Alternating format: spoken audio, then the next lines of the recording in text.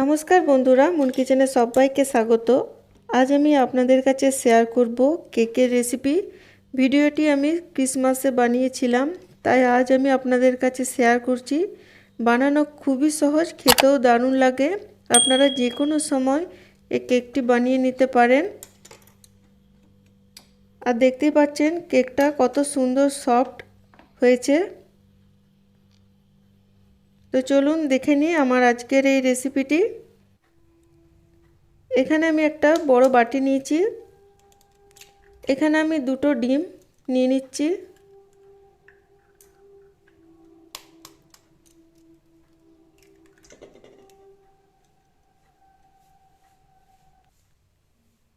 দিচ্ছি 1 কাপের মতো সাদা তেল।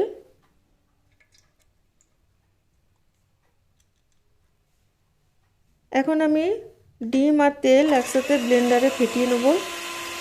আপনাদের কাছে যদি ব্লেন্ডার না থাকে তো এমনি একটা চামচ দিয়ে আপনারা ফেটিয়ে নিতে পারেন।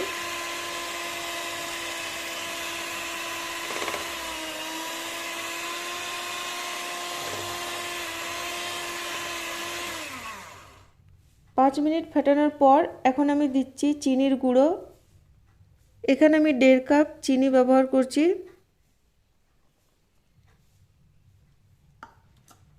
আরও 5 মিনিট আমি ফেটিয়ে নেব।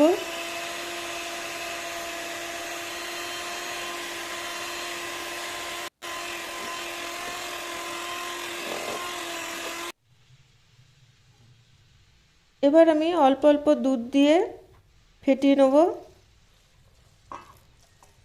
দুধটা আপনারা আন্দাজ করে দেবেন। আমি প্রথমে 1 কাপের মতো দুধ দিলাম।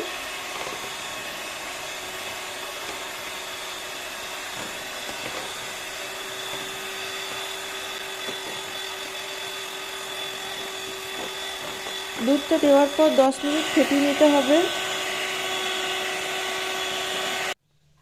এখন আমি ময়দা দেবো। এখানে আমি 2 কাপ ময়দা ব্যবহার করব। প্রথমে 1 কাপ আমি চেলে নিচ্ছি। কেক বানানোর সময় অবশ্যই শুকনো উপকরণগুলো ভালো করে চেলে নেবেন। আরও 1 কাপ ময়দা ও দিচ্ছি বেকিং পাউডার 1 চামচ, 2 চামচ দেবো বেকিং সোডা,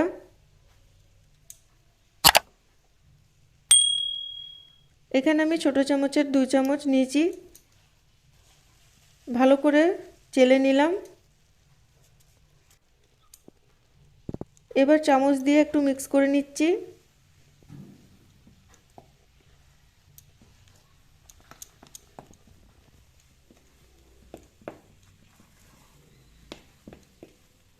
কিছুক্ষণ চামচ দিয়ে মিক্স করে নেওয়ার পর এখন ব্লেন্ডার দিয়ে আমি ব্লেন্ড করে নিচ্ছি।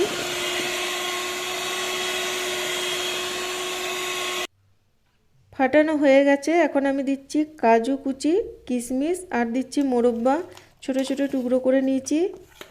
কেকের ব্যাটারে মিক্স করে নিচ্ছি।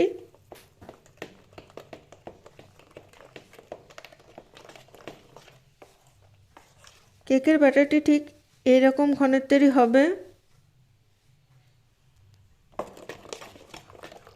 এখন আমি একটা টিনের বাটিতে তেল ব্রাশ করে নিচ্ছি।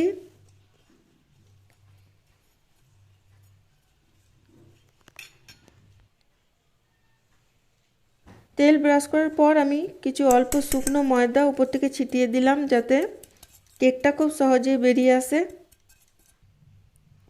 এবার আমি অল্প একটু ব্যাটার বাটির মধ্যে দিয়ে দেবো।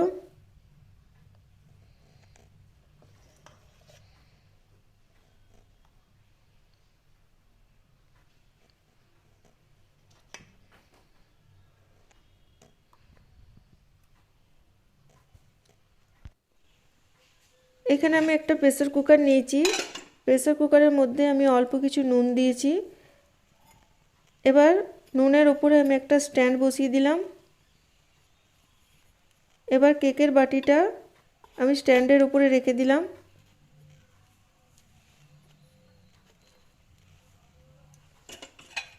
এখানে কুকারের ঢাকার আমি কুকারের যে সিটি থাকে সেই সিটিটা আর গার্ডারটা আমি খুলে রেখে দিয়েছি। এবার কুকারটা আটকে 40 মিনিটের মতো মিডিয়াম আঁচে হতে দেবো। 40 মিনিট পর ফিরে আসছি।